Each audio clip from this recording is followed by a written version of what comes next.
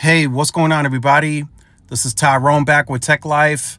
This article comes to you guys from Light Reading. I'll leave a link to it in the description so you guys can check it out. So in order for the new CEO to perhaps accomplish the change that he's trying to make within the company, change the culture, change the way they compete, just do things differently, he has to be very flexible. And that has to translate onto the balance sheet. So in order for them to compete more aggressively, whatever the market may throw at them, maybe they introduce something that the others can't replicate as quickly. So their response is to drive up promotional costs, right? To offer more for cell phones. So Verizon has to be ready for that, and they still have to show an increase somewhere. So the job cuts are the next best thing that they can do. So Verizon CEO wants to aggressive cuts after Vesper cut 45,000 jobs. So Hans Vesper already had cut 45,000 jobs, which made the company already very lean.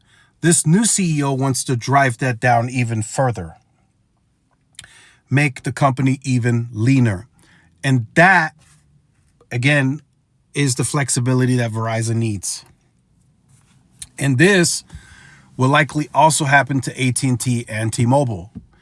In order for them to more aggressively compete, and yes, there's concerns out there that will hurt margins, but for them to aggressively compete back, T-Mobile and AT&T will also have to become leaner. That's where AI comes into play. Look at how T-Mobile is aggressively shifting everybody to the T-Life app.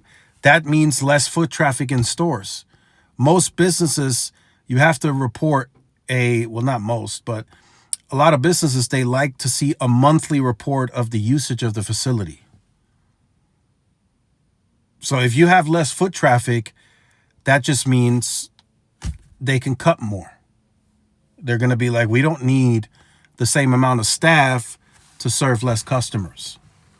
So that's going to be looked at by all the carriers. But I think Verizon is going to go first. And they're going to go first in the big way. And I've seen some stuff already, but the CEO recently said the cuts are already well underway. So that's happening now in this quarter, not next year, not 6 months from now. That is happening now. And it's happening very likely this month, sometime this month, where the job cuts will be announced. How severe remains to be seen. But this new CEO is very, very serious from what I'm told, from speaking with a few people. He is very serious about change. He's not messing around. So get ready.